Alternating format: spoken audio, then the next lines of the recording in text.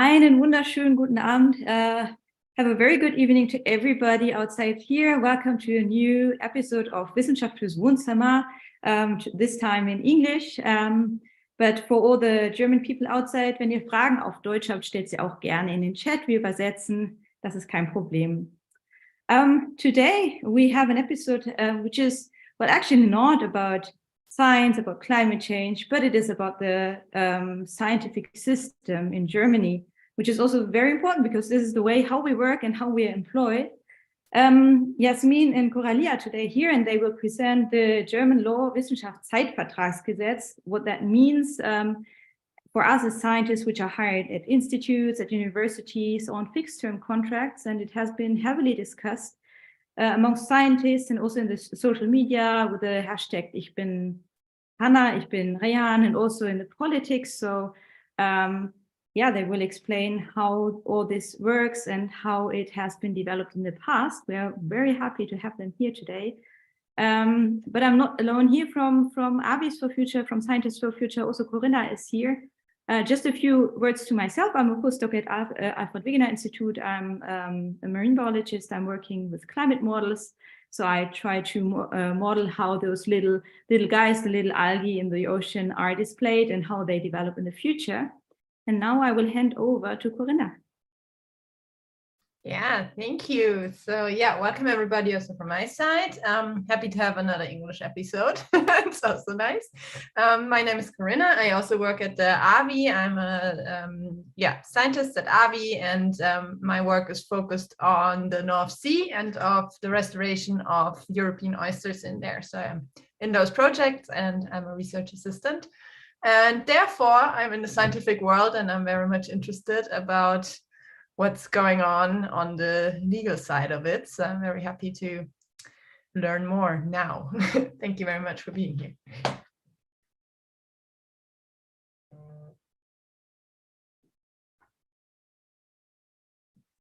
So Jasmin, you can start if you want. Sorry, do the technical part on the side, so no problem. No worries. All right. Thank you so much, Corinna and Miriam, for having us at Wissenschaft fürs Wohnzimmer. Hi, everyone out there. My name is Jasmin, and while I introduce myself, I also already start sharing the screen. So yeah, I'm a postdoc at the Helmholtz Institute for Functional Marine Biodiversity, which sits in Oldenburg and is actually what we always say a daughter institute of the Alfred Wegener Institute.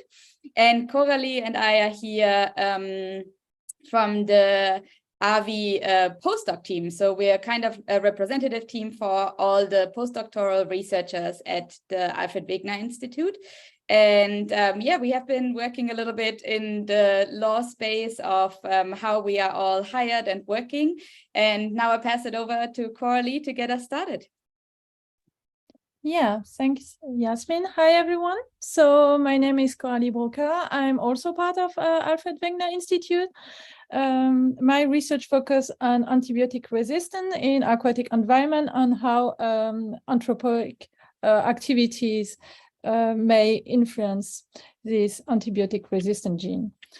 So here today, we will talk about the WissenschaftsZeitVertragsgesetz, which is a law who deal with all scientific work contract. And we will try to explain you why it's affect all of us. So not only scientists, but like all society.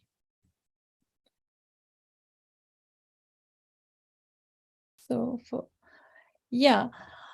so scientists, of course, do science, but they also teach new generation at university. And for that, more than 80% of the academic staff in Germany are people under fixed-term contract. And all these people are under the WissenschaftsZeitVertrag. So that means that most of the teacher you may have when you are a student at university, they only have fixed term but non-permanent term contract. And this duration and restriction and rules how to get the contract and for how long are decided under the WissenschaftsZeitVertrag law. So it started after the 70s, where before all persons in science mostly got permanent contract after having the job, but then the need for new people to work in science and to teach increased, but the permanent position didn't. So because of this increasing, there was several laws in Germany to fix terms about this contract. As you can see, over the last 2 decades, so here in red, there was like the baseline, which were for permanent scientists, which didn't increase at all. But however, fixed term employed as researcher or postdoc really increased significantly.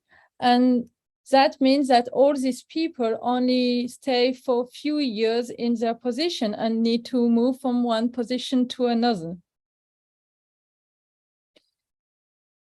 And the justification for this special law for work contract was that early career researchers still need to get more qualification during this phase. And for that, they say that there is a 6 + 6 year rules, where there will be 6 year fixed term contract for completing the PhD, and then 6 other years after completing as a postdoc phase for getting more qualification. And also meaning that after 12 years, no one can stay in any German research institute if they don't have if they didn't get by then a permanent contract.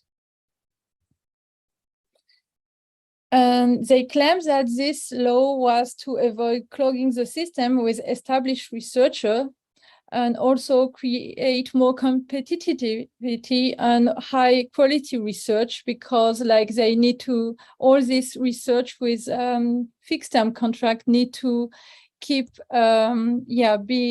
track all the newest age technique and also do very good quality research. And lastly, they also say that it was for protecting all these early career researchers for being on fixed term contract forever. That's why they limit to a certain period of time. And after that, they cannot have any fixed term contract anymore. And that was the campaign, the video they did for the Ich bin Hanna campaign, and it's in German.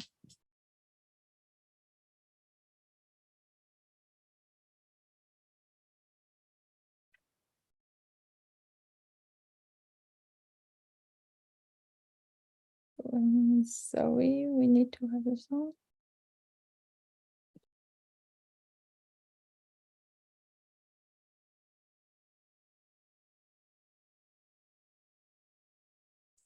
We don't hear the sound, so maybe, Jasmin, you need to unmute yourself. then we hear it, I guess. Okay, hold on. I started again. Okay, let me know if it works now. Das ist Hanna. Sie ist Biologin. Sie schreibt an ihrer Doktorarbeit. Ihr Vertrag bei der Universität ist auf 3 Jahre befristet. Er wurde jetzt um weitere 3 Jahre verlängert. Danach kann sie erst wieder einen befristeten Vertrag unterzeichnen, der eine Qualifizierung zum Ziel hat, wenn ihre Promotion abgeschlossen ist. Hanna gehört zum wissenschaftlichen Personal. Deshalb unterliegt ihr Arbeitsvertrag dem WissenschaftsZeitVertragsGesetz, kurz WissZeitVG. Bei Lars ist das anders. Er ist Laborant und sein Arbeitsvertrag richtet sich nach dem normalen Arbeitsrecht. Wissenschaftliche Qualifizierung nach dem WissZeitVG bedeutet nicht nur Promotion oder Habilitation, sondern jede wissenschaftliche Tätigkeit in Forschung und Lehre, die eine erfolgreiche Karriere in der Wissenschaft oder auch in anderen Bereichen fördert. Damit auch nachrückende Wissenschaftlerinnen und Wissenschaftler die Chance auf den Erwerb dieser Qualifizierungen haben und nicht eine Generation alle Stellen verstopft, dürfen Hochschulen und Forschungseinrichtungen befristete Verträge nach den besonderen Regeln des WissZeitVG abschließen. So kommt es zu Fluktuation und die fördert die Innovationskraft. Allerdings, die Laufzeit von Zeitverträgen muss angemessen sein. Es muss möglich sein, dass man seine Qualifizierung erreicht. Daneben gibt es die Option, für die Dauer der Mitarbeit in einem Drittmittelprojekt befristet beschäftigt zu werden. Hanna wird ihre Promotion innerhalb der kommenden 3 Jahre fertigstellen. Nach der Promotion kann sie weitere befristete Arbeitsverträge zur Qualifizierung, zum Beispiel zur Habilitation, abschließen. Im Postdoc-Bereich ist die Befristung für maximal 6 Jahre möglich. Hätte Hanna Medizin studiert, dürfte sie sogar weitere 9 Jahre mit befristetem Arbeitsvertrag an ihrer Universität arbeiten. Hanna weiß, dass man eine Karriere in der Wissenschaft frühzeitig planen muss. Deswegen nimmt sie regelmäßig das Betreuungsangebot für Promovierende an ihrer Hochschule in Anspruch.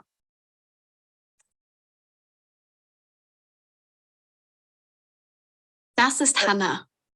All right, so now you heard a little bit about what the current situation is like for researchers in Germany. And now we will actually tell you a little bit more about the reform that is going on at the moment by the German Federal Ministry for Research and Education. And the whole process basically all started in October 2021 when Germany got a new government, which is called a traffic light government because it's made up of 3 different parties. And they all have the colors of the traffic light. So it's called the traffic light coalition. And this new government basically put into their coalition agreement that they would reform the WissenschaftsZeitVertragsGesetz because they noticed that the previous 2 reforms, so this law has been reformed since 2007 already twice, actually has not been very successful, so that employers are really misusing this law by actually not offering early career researchers in Germany permanent positions after the 6 years of postdoc. But are actually just kicking scientists basically out of the system. So if you haven't managed to get a professorship within the 6 years after your PhD, then a lot of scientists, about 60 to 70%, are actually leaving the academic system. So, and then in May 2022, the federal government actually finished an evaluation of how the previous reforms of the law have worked and what people are thinking about their working conditions. And the results were actually quite poor. So the 2 main takeaways that I just want to highlight here from this evaluation, where they ask a lot of employers, but also a lot of employees, so PhDs and postdocs working under the law, what their conditions are like. They found a very highly imbalanced system of about 80% of people in Germany are working on fixed-term contracts in the research sector, and only 20% are actually on permanent contracts. So that's a quite highly imbalanced system. And then they also found that there's actually not a lot of perspectives for early career researchers. And I want to draw your attention very briefly to the graph on the right, because I think that illustrates it very nicely. So on the bottom axis, you have age, and then on the left and right-hand axis, you basically have the number of positions, and one is for universities on the left-hand side, and on the right-hand side, it's actually for non-university research institutions. And as you can see, that there's a lot of fixed-term contracts very early on in life for scientists and researchers. And then you see a little bit later, so starting probably in your mid-40s is when most people get a permanent position, if they do get one. But you can see that the number, or you might not actually are able to see it, because it's a very small number of people that actually are able to work on fixed-term contracts up until their pension. So the field very much narrows down from a lot of early career researchers when they are young to very few people actually working up until their pension, because there's so few permanent positions. So then after this evaluation in June 2022 is really when the official reform process started, and the Federal Ministry for Research and Education started talking to a lot of stakeholders that are involved in the process. So for example, they started talking to university heads, to research institution directors, and they also started talking a little bit to some of the people that are actually impacted, to some PhDs and some postdocs, but not a lot. They mainly talked to the employers. And then in July 2022, one of the big unions in Germany called Verdi actually held an information event on YouTube, so similar to what we are doing now. And the AVI postdoc team actually watched that information event. And at the end, the union really called for action, that now is our time to actually say what we want in terms of our working conditions, what we actually think is good for the system. And that's really when the AVI postdoc team started their work on this law. So we went on a bit of a journey outside of our usual science and looking at marine and polar critters and systems. And we started to actually write a petition for the government. And this process started in September 2022. And it actually took us much longer than what we thought, because there's actually a lot to discuss. But yeah, we had the first draft ready in October 22. And that's when we talked to all postdocs and PhDs at AVI, what they thought of the petition. So we had a big discussion round, and people were able to send in their opinions via email. And then we actually finalized this petition in December 22 and sent it out to all the state and federal ministers that are actually working in the research and education sector. And for a while, it was a little bit quiet because it was shortly before the Christmas break that we actually sent the petition off. But then we did get some responses that the ministers actually read it, and some liked it. Some said they would take it forward into discussions in the federal government. But then I briefly want to go into what we actually sought in our petition, like the main things that we actually asked for, before I continue with what happened next. So what we really called for in our petition is that there should really be minimum contracts for PhD candidates, because right now a lot of PhD candidates are actually finishing their PhDs either on multiple contracts, sometimes even up to 3 different contracts, just for finishing a project of about 3 to 4 years. Or a lot of PhDs are also finishing it on unemployment benefits. So they are actually no longer employed by the time they actually submit their thesis. Then we also called that the postdoc phase should have a minimum contract length of 2 years, because there's a lot of postdocs that are sometimes hired for 3 months, 6 months, and there's really not a lot you can do in science if you are hired on a very short contract.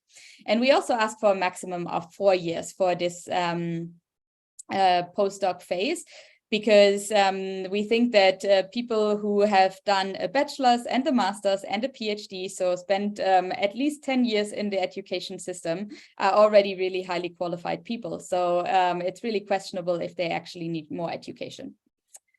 And then we also really wanted to have more permanent employment prospects in the system following that postdoc phase. We also called that the qualification, which is actually the reason why this law exists in the first place, should actually be defined, because right now in the current law, it's actually not defined. So no one really knows what qualification we're actually working towards, because there isn't really much more of a qualification that you can get after you already have a PhD. We also asked that there would be more career development opportunities, and that there would be a rewards and sanction system to balance the number of fixed-term contracts and permanent contracts, so that it no longer will remain at 80 to 20%, but maybe move more towards 60 to 40%. So, and then after we sort of had that quiet period over Christmas, things really started to kick off again in March this year. So this is when the RV director actually offered a meeting to us to discuss the petition and discuss work opportunities at the RV. And we listened to each other, and I think it was a good meeting, but this was prior to the release of the key points that the federal ministry released. So those two meetings would have been better if it would have been actually swapped.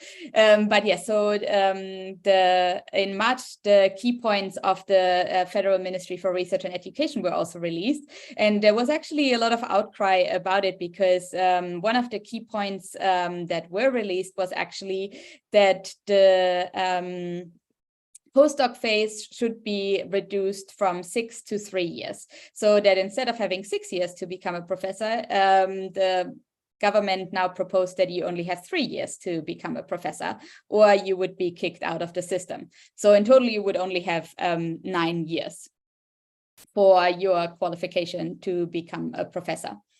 And a lot of people really didn't like this proposal, because it didn't come with any suggestions of creating any better long-term perspectives for scientists. So this law really fell short in terms of coming up with a plan of how there could be more permanent positions, but at the same time reducing the number of years that scientists can actually work in science before they're being kicked out of the system, other than if they are hired on third-party funding. So, and then after that, there was actually a meeting in March and April, a lot of things going on. So there was a joint statement of all the PhD and postdoc networks in Germany, and the unions put out a lot of statements regarding those key points. And there was also a key statement by the professors in Germany. And we actually know now, we didn't know that at the time, but that this statement by the professors, who were also very much against this proposal by the federal government, was actually the tipping point why these key points were retracted again. And that happened over a weekend. So it was actually really funny timing. The key points were released on a Friday, and by Sunday, the federal government had withdrawn these key points and said they would review them again, because the outcry was so much on social media. But apparently this was mainly due to the statement that the professors wrote, saying that the 3 years is really too short to actually become a professor. And then in May this year, we actually got invited to talk to the presidents of the Helmholtz Association and the Max Planck Society. So we actually just recently had a meeting in Berlin, sitting down with the two presidents, and it was actually a very good communication, and we came up with a joint statement as well that very much reflects actually what we asked for in our petition. So that was actually a quite successful meeting. And yeah, this led to a joint statement as well that released the key points, and that was also published in one of the big German newspapers. It is a Frankfurt-based newspaper, so publicly available. And then we are in the now, and the now actually only happened 2 days ago, that the Federal Government for Research and Education actually released a new draft law for the WissenschaftsZeitVertragsGesetz. And that actually aligns very much with the joint statement that we put out together with the Helmholtz and Max Planck presidents. So this new statement also basically calls for a 4-year maximum of the postdoc phase, but also a 2-year minimum phase. It also calls for minimum contract length for PhD candidates. So overall, it is actually not looking too bad, but there are still a lot of kinks to work out. And one of those main kinks is really that the WissZeitVG cannot really regulate the distribution of money, because the federal government is actually only giving some part of the tax money that German universities and research institutions get. And the other part is actually distributed by the states in Germany. And I thought I explained that a little bit to you so that you have an idea of how your tax money is actually split up in science, so that you actually know where it's going. So we have basically 2 different pots. We have the household pots. So that is money that the universities and research institutions get directly from the federal or state governments. And this allows for long-term planning, and it is topic independent.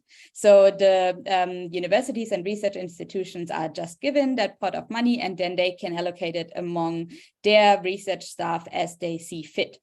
And then we have a second pot, which is called third-party funding.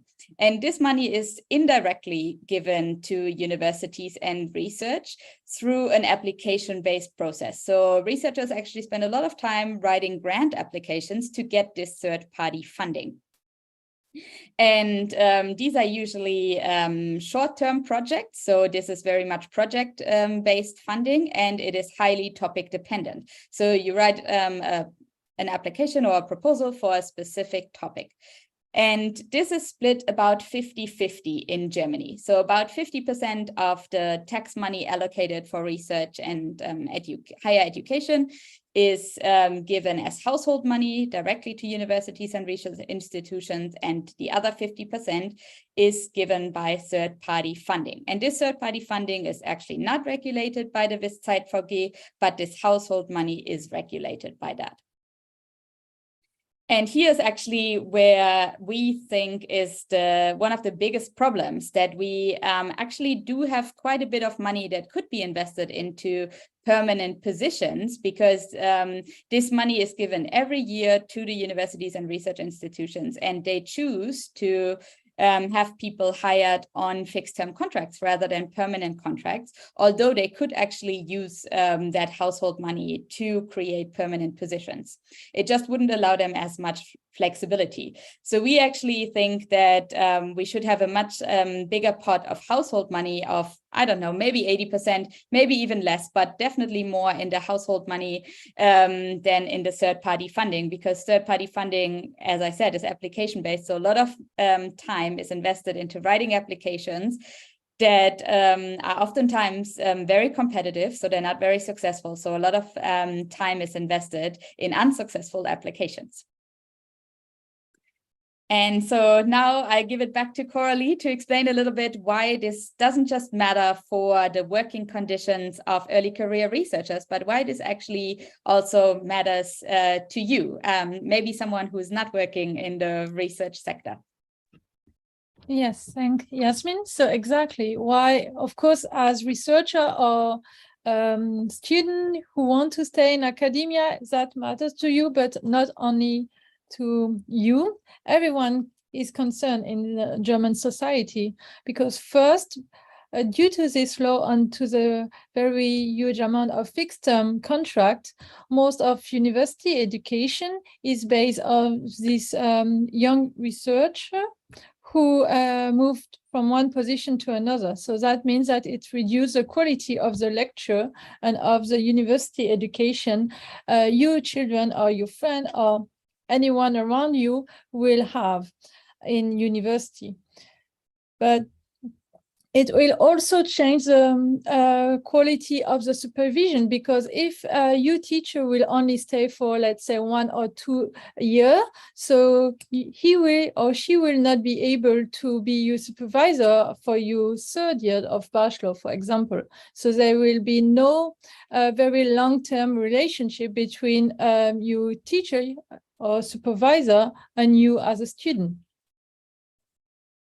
It will this law also reduce, and we already said, the quality of research, because instead of looking for very good quality, we are more and more keen to do more quantity. So that means like publish more because of the competitiveness, but also because after 1 or 2 years of contract, you're unemployed again. And it really matters to have more publication. And yeah, so, but for this, you need more time to write better paper, which you don't have with this fixed term contract.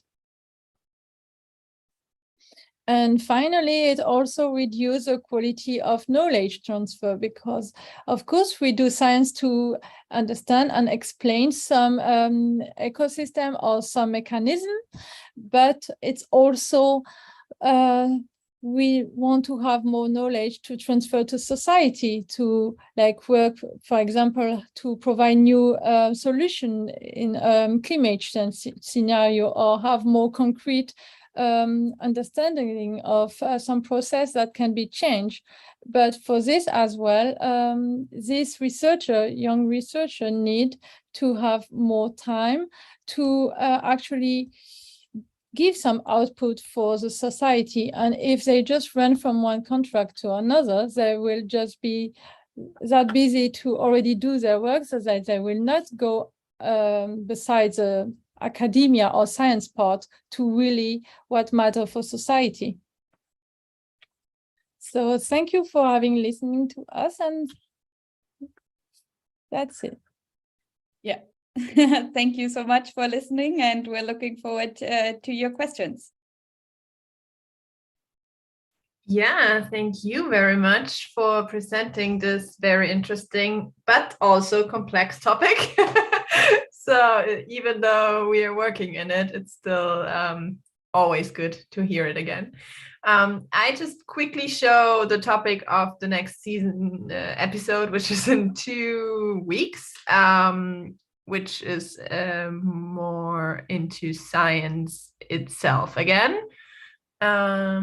So there we go into the Arctic, and the question, it will be in German again. So the question will be, wird die Arktis der neue Atlantik? So will the Arctic be the new Atlantic? And it is about the, wow, so translating at the same time, not my biggest strength. Yeah, but it's about the invasion of Atlantic phytoplankton, maybe. Yeah, thank you, Miriam. Like, I mean, that's your topic. Unicellular microbes. I guess it's about phytoplankton. Looks like on the picture as well, right? Good. Yeah, I guess. So yeah, better watch it in 2 weeks to really know what it's about, because I kind of wasn't really good in explaining it. But yeah, coming back to this episode from today, Miriam, do you have any questions or is anything in the chat? Yes, first of all, I want to say many thanks for the very nice talk, because I mean, this is a system where we are all working in, but sometimes it's really confusing and we're stuck in this, you know. As a postdoc, I know it right now how it is to focus on your future career, to see how to build it, how to get do the next steps. And it's if at the same time things in the law are changing, this is always also quite exciting for us.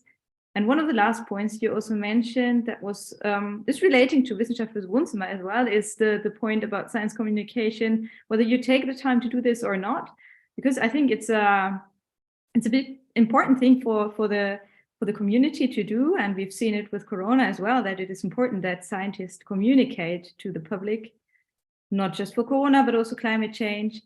But we as young scientists barely take the time to do that, because we think that it does not help our career, although this is hopefully going to change a little bit, but still, yeah, this is also a big point why the general public should also be interested that we are hired in a good way, so that we can have also want to take the time to communicate. Yes, just a few cents from my side. But I have a question, because do you know how it is organized in other countries? Because we have a very international what is it? So what why do people go to Germany to work in science there? Is the system still better here, or well, is it more worth to go into other countries? Yeah, so that I guess depends a little bit on I guess your preferences sort of. So I guess the initial reason behind the WissZeitVG, or one of the initial reasons, was to actually create a system where you wouldn't be allowed to be hired on a chain of just fixed term contracts, so that you wouldn't spend your entire life worrying, okay, am I going to have a job next year when my contract is up, and then wonder again in 2 years, will I have a job again? So this was kind of one of the intentions behind the WissZeitVG. And I guess in that sense, in terms of like planning your career, that is a good intention that we have here in Germany. And that is looking quite differently when you go overseas, where there is no similar law. So you could spend your entire scientific career working on fixed term contracts. So the German law is kind of trying to prevent this precarity. However, it hasn't really led to, I guess, what they wanted, that people actually do get hired into permanent positions after those 6 years. Instead, you are actually not allowed to work in science anymore once your 6 years are up, unless you actually get your own third-party funding.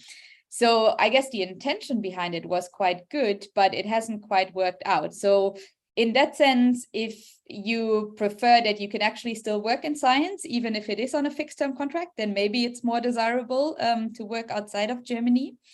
And the other thing that plays into this is that in Germany, we are lacking a lot of permanent positions that do exist, for example, in a lot of Anglo-Saxon countries. And that is, for example, lectureship positions. Which are mainly teaching focused, so university teaching focused. And we do not have a lot of those permanent positions in Germany, which is very common actually for PhD candidates to go into once they actually get their PhD in other countries, that they take up one of those lectureship positions, start teaching at university, do a little bit of research on the side, and then work their way up to a professorship. And that is often also on a permanent contract, actually. Yeah, I would like to add as well that as science is really international, so there are a lot of international early career researchers joining Germany, but they may not know that this law exists, which is case for a lot. So Germany is attractive because of the situation within Europe and like a stable country and like a lot of reason, but it also can be a surprise when you start working in Germany. It's then that you be aware of how many years you can stay, and which can be kind of very surprising, at least, especially if you come from one of these countries who doesn't have any regulation. And some other country, Europe, do have some regulation, but it didn't kick you out of the entire academia. He may just say that after a period of time or a few contracts, you cannot work in this institute anymore, but not like in all academia of the entire country. Yeah, wow. That's interesting. Yeah, I mean, not even Germans going into the system might know about it because, I mean, as a researcher, you have this intrinsic motivation to do research and to do science, and you're not necessarily ask about the whole system behind when you just start. I have one question from the chat. So thank you very much for using the chat. So please use it even more if you have more questions. Zebra Twist, he is asking, and now I do the translation again at the same time, so please be patient.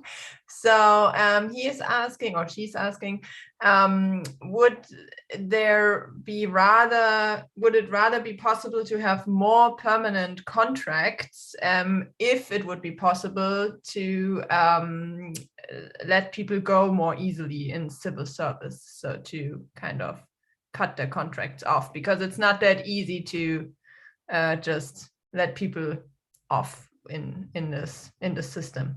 So would it be easier to have more permanent contracts? That's how I understand it. I think it would be, and I think the system where we would be sort of moving towards would be that not everyone actually gets a professorship. I think that is very clear to everyone working in science, that not everyone can actually end up with a professorship, which is one of those contracts I assume Zebra Twist is referring to, where you actually can't really get fired anymore.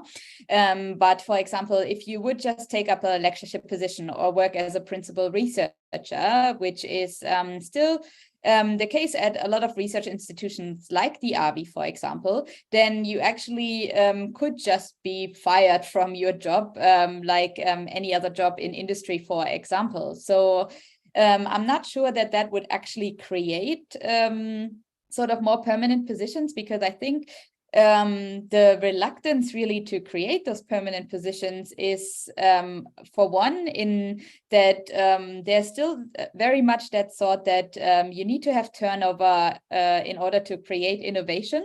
So that basically once people have a permanent position and I guess a cushy job, that they are no longer innovative. They no longer have ideas.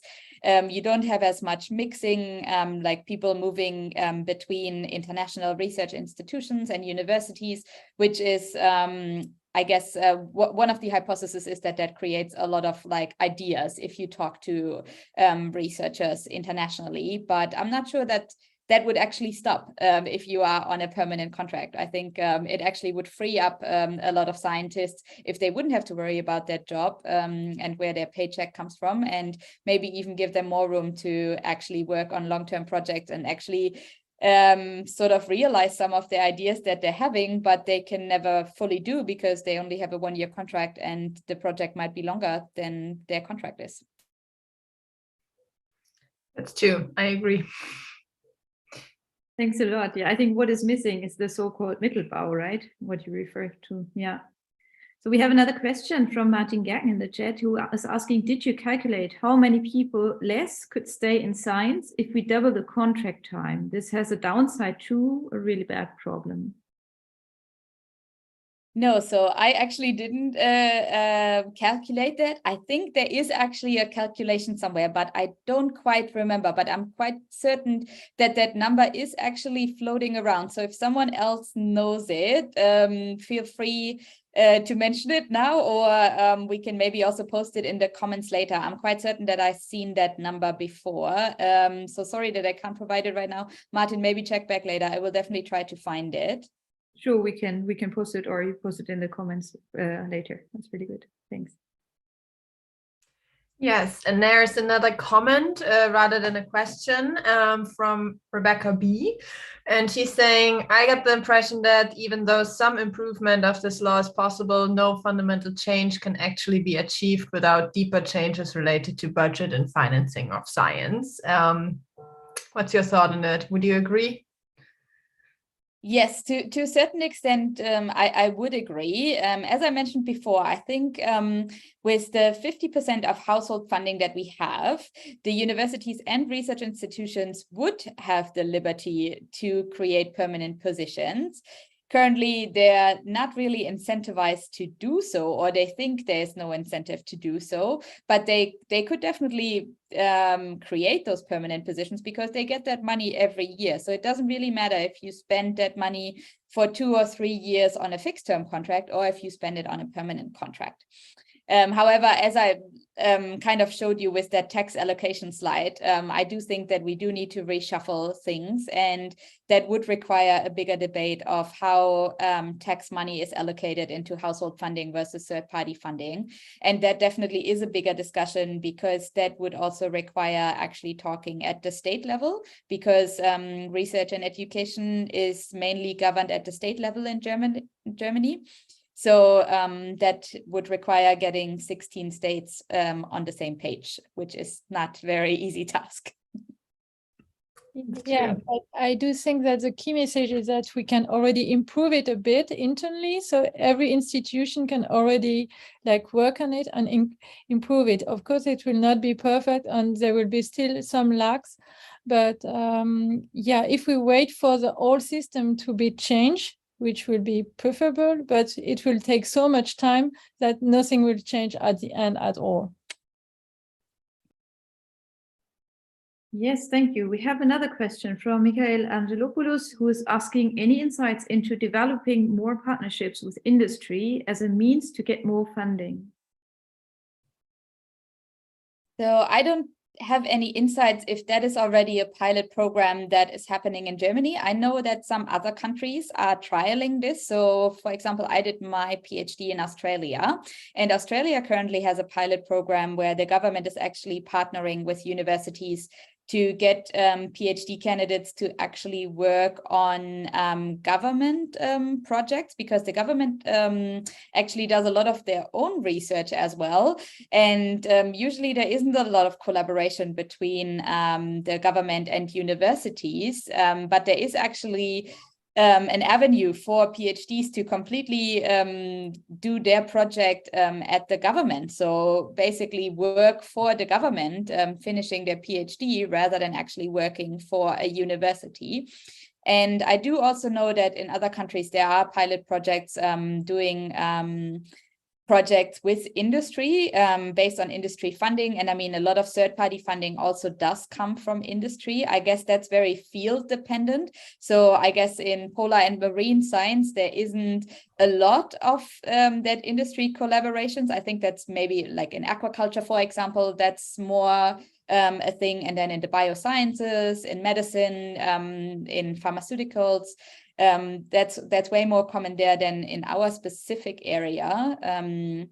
But yeah, I think there's definitely a lot of potential to develop those kind of partnerships, I guess, to get more researchers working on government and industry funded projects.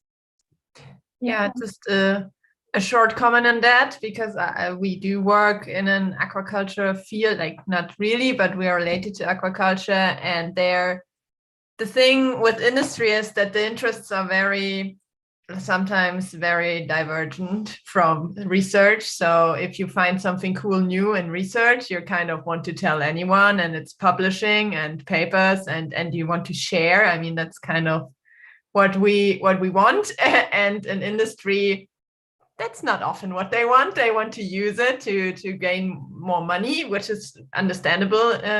So sometimes I think that's a bit of a problem, which you have to find a way. And I guess a lot of people already found a way to work together. And yeah, but sometimes it can also be tricky, I guess, to get funded by industry and then do the science as you want to do it. But it was just a comment.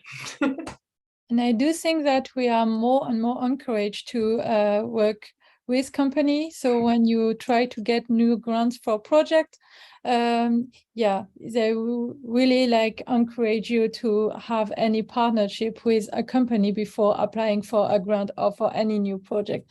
So it's in the air, and more countries are really asking for it. But as Corinna just said, it will restrict a bit your science and your research question, and for sure your communication about it.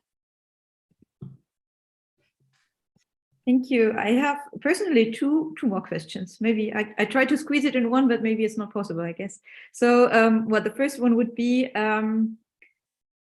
does this all also relate to the gender gap that we observe in the higher positions? I think there is kind of a gender balance amongst the PhD, I think still amongst the early postdocs, but as soon as you go higher up the career, then there is clearly a bias towards more male than female researchers.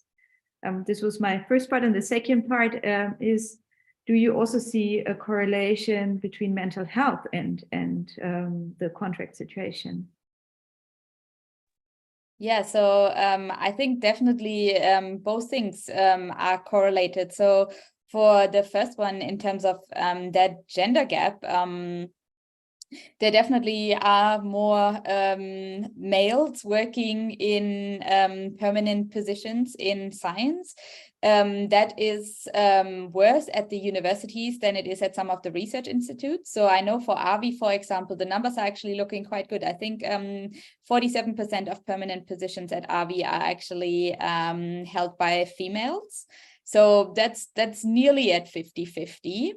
However, there has actually been just the release of a Max Planck postdoc survey that actually stated that a lot of postdocs are feeling depression or symptoms of depression, and that is mainly felt by mothers, actually.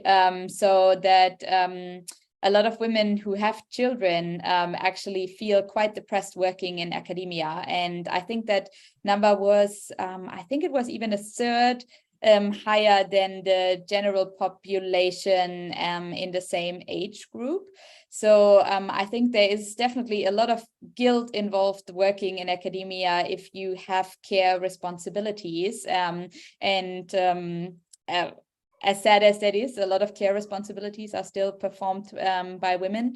So that I think it definitely contributes to that you have a lack of planning if you're working on fixed term contracts, and it's very hard to combine that with care responsibilities. And the other thing with mental health problems, that same survey actually also found that, yes, there's a lot of mental health illnesses among early career researchers, and part of that is because there is no real planning your career. You are on fixed term contracts for a long time of your life, and especially for that family planning time, because I showed that earlier on in the presentation in the graph that most people are actually becoming professors sort of in their mid-40s, early to mid-40s. And so that's already the time when, for women, the biological clock is really ticking in terms of actually starting a family. So yeah, a lot of women in academia do not have permanent positions during the time when the rest of the population usually would have children. So I think those go very much hand in hand, yeah. Yes, exactly. And of course, as you say, it depends from which state and university versus research institute, but also strongly depend on the field of research for sure. And also the other thing is that as they ask, like, to be in a permanent position, you need to show that you already like kind of had some supervision of student, or that you already commit to some public committee service or whatsoever. So during your fixed term contract, you have to take some other responsibility on top of your work, and also to kind of have the balanced gender in all this committee. So women are also asked to like participate, even if they are still unpermanently employed. So yeah, there's still a lot of stress put on women's shoulder. Yeah, that's true. I would have one last question from the chat, which we can discuss here. But of course, if you out there have more questions, always post them and we will forward them and they can be answered at a later point. So Rebecca again has a question, which I find it's very good and maybe a bit not easy to answer, because I don't think there is a right answer. But the question is, I wonder how many people would react if the government would transpose this turnover and innovation logic that you just said is the reason for this WissenschaftsZeitVertragsGesetz into other areas such as IT, industry, and so on. And why is science so special in this case? Do you have an idea? That's a great question. Yes, science and academia is always referred to as being so special. And my take on this is that the main reason that it's so special is because things like the WissenschaftsZeitVertragsGesetz make it special, or that people actually have to apply for their project funding rather than just being given projects by their employer to work on. I think if we would apply this turnover or innovation logic to industry, I think we would actually be quite bad off as a society, because there is actually quite a lot of primary research out there that actually shows that this whole idea of people being on fixed term contract increasing innovation is definitely not the case. So if we would apply that to a lot of industry that needs to be very innovative for us to function at the level as we are functioning right now, with a lot of technology and AI moving into a lot of spaces, then I think society wouldn't function as it does right now. Yeah, so I think science isn't special. It's for some reason being treated special. Yeah, that's my take. But yeah, Coralie, maybe you have a different take. No, yeah, I completely agree. It's just because of this system, the one which exists, that makes academia very special. But also, I think company doesn't do that because they want sustainability. They want to like have their productivity increasing or at least stable. But having like new staff to train each year or every 2 years, and have some other who have been trained and having kind of experience, and yeah, losing this person with their skills and techniques, it's just taking them more and more time to get new people. First try to find new people and then train them, and then when they're kind of the optimal skill level, then you lose them. So and when you will ask anyone in academia, or at least most of professors, they also would like to have like colleagues that they work with to stay, because you need some time to like build this relationship and construct a new project. And yeah, so nobody really wanted, and it's not the case outside academia, because it will just collapse and you cannot be efficient and productive in a very long term by doing it. Yes, thank you. We still have one last question, and so maybe this is the last one, and then we would close. But yeah, as we said earlier, you're always very welcome to put more questions into the chat, and we will try to answer them later as well. So Michael Angelopoulos asked, for millennials, is this depression, so referring back to the depression or the talk about mental health that we heard earlier, significantly higher in academic job than it is in non-academic job? So how does it compare? Do you know? I'm not sure if they tested for significance here, at least not in the sense as scientists would define significance. I can definitely post the survey results in the comments, so you can have a look at the results yourself, but I don't think they did any significance testing per se. It does say that it is higher in academics versus non-academics, and that was for all early career researchers. Yes, but I'm not sure if that's significant. Yeah, and if we talk about millennials, so now they are in their 30s.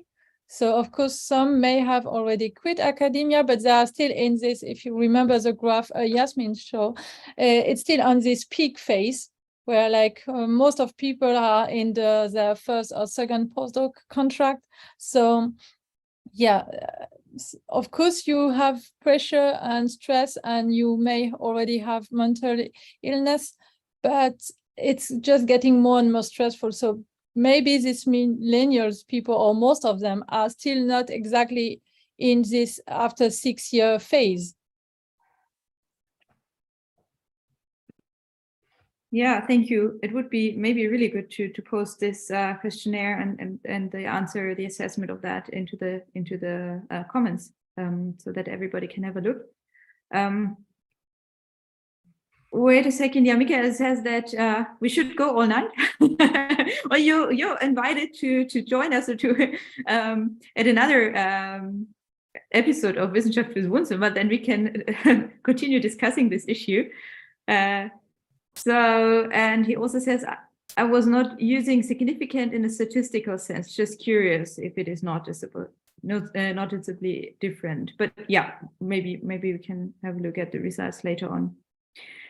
Okay, and with that, I would close now for here. Thanks a lot again, Jasmin and Coralie, and thank you to the audience for joining. And if you like this or the other episodes, leave us a like, and also follow our channel and get all the updates from us. And then we will see each other in 2 weeks again and talking about Atlantification of the Arctic Ocean. And with that, thank you and good night. Gute Nacht an alle und vielen Dank fürs Zuhören. Thank you. Thank you. Bye. Wissenschaft fürs Wohnzimmer.